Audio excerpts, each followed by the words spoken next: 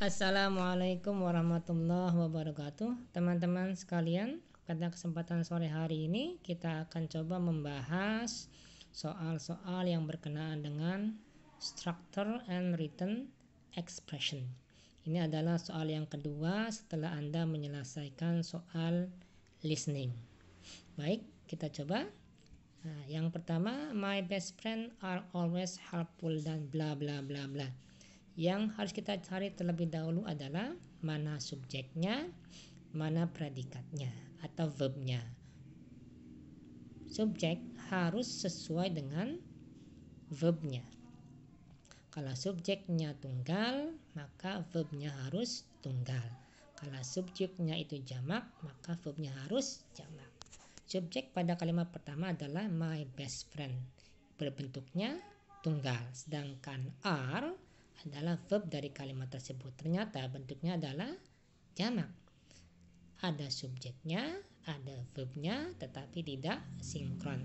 Maka kita harus mensinkronkan antara subjek dan predikatnya. Mana yang harus dirubah? Yang harus dirubah adalah predikatnya, bukan subjeknya. Maka jawabannya adalah are should be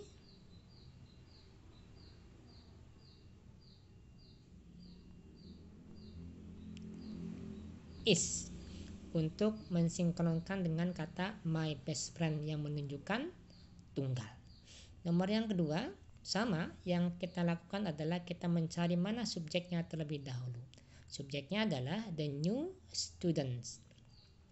Mana verbnya? Verbnya ternyata is. Kalau the new students ada s di sana menunjukkan jamak, is menunjukkan tunggal. Maka kita harus mensinkronkannya dengan merubah verbnya, bukan merubah subjeknya. Jadi jawabannya adalah is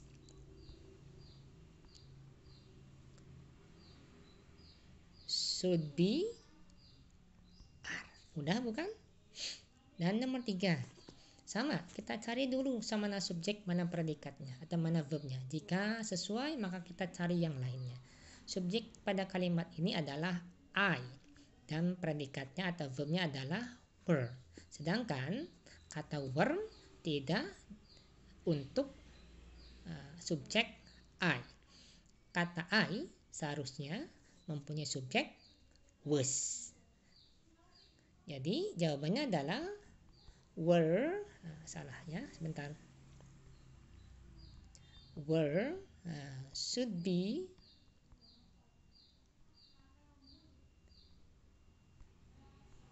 was. Kita ke nomor 4. The direction bla bla bla, sama kita cari subjek yang mana. The direction jamak atau tunggal? Ternyata jamak karena ada s-nya. Mana predikat atau verbnya? Ternyata is. Is jamak atau tunggal? Ternyata tunggal. Tidak sinkron teman-teman. Subjeknya jamak, verbnya tunggal. Kita sinkronkan. Mana yang harus kita rubah? Verbnya. Maka kita rubah is harusnya menjadi are. Iya, is should be are. Kita ke nomor 5. Mana subjeknya teman-teman? The crying baby. Mana predikatnya? Need. The crying baby bentuknya adalah singular atau tunggal. Ketika bentuknya tunggal, maka semua kata kerja jika dalam bentuk present harus berbentuk atau harus mendapatkan tambahan s, es atau es. Jadi jawabannya adalah kata need should be need, ada s-nya. Kita lanjut ke nomor 6. Most of the striking workers are bla bla bla bla. Baik, saya tidak akan menuliskan jawabannya, saya akan langsung menjelaskannya melalui suara. Kita tentukan mana subjeknya, ternyata most of the striking workers itu subjeknya. Mana predikatnya? Ternyata are. Sudah sesuai teman-teman? Kita cari ya setelahnya. Ternyata setelah ada to be ada kata work. Aturan mainnya, setiap to be yang diikuti kata kerja, maka kata kerjanya harus bentuknya ing atau harus bentuknya ed. Kalau ing menunjukkan progresif, sedang kalau ed atau verb 3 menunjukkan past participle berbentuk pasif. Jadi jawabannya adalah walk harus menjadi walking untuk menunjukkan progresif. Nomor 7. The food serving bla bla bla bla bla. Mana subjeknya the food, mana verbnya is. Betul? Betul. Jadi kita cari yang lain karena subjek dengan predikatnya sudah sesuai. Kata serving di situ apakah betul? Ternyata tidak. Harusnya served, past participle. Jadi jawabannya adalah serving should be served. Nomor 8. Nomor 8. It was rainy yesterday, but I decided not to go camping. Kata ini ada kata but di situ yang menunjukkan ini adalah compound sentence. Kita lihat dulu kata pertama, it itu subjeknya, was raining itu predikatnya. Betul. Kalimat yang kedua, I itu subjeknya, decided itu verbnya, itu juga betul. Mana kata yang salahnya? Ternyata kata yang salahnya adalah penggunaan kata but-nya. Seharusnya bukan kita menggunakan but, karena but itu menunjukkan contradictory. Maka kita gunakan kata so. Sama-sama marker atau penanda dari compound sentence. So I decided not to go camping. Nomor 9, Matt felt good so he passed the exam. Nah, kita lihat di sini Matt felt good itu kalimat utuh, klausa he passed the exam juga kalimat utuh. Kata so menunjukkan compound sentence. Kata so bisa digunakan ketika di depannya ada koma. Maka yang salah pada kalimat ini adalah so. So harus kita rubah menjadi because. Matt felt good because he passed the exam. Nomor 10.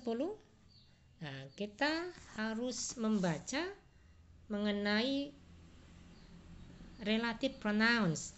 Kata who, whom, which, that, when, why, whose, dan penggunaannya. Silakan Anda baca pada page 64 teman-teman. Apa kegunaannya? The map show who the party would be held. Kata who tidak tepat digunakan kata menunjukkan orang. Sebab di sini subjeknya adalah the map. The map bukan orang. Jadi yang benar adalah where. The map show where the party would be held. Nomor 11, we never know which we will get paid or not. Kata which di sini juga kurang tepat. Kita bisa menggunakan kata whether di sana.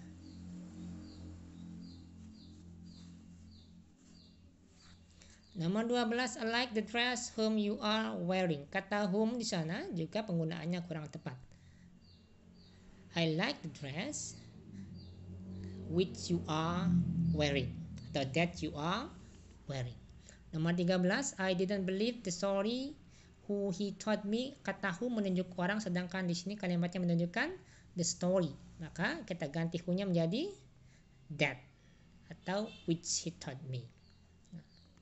Kemudian nomor 14, the children which were vaccinated bla bla bla. Kata which di sini juga kurang tepat karena which bukan menunjukkan orang, tetapi di sini subjeknya adalah the children, menunjukkan orang. Maka kita ganti kata which menjadi kata who.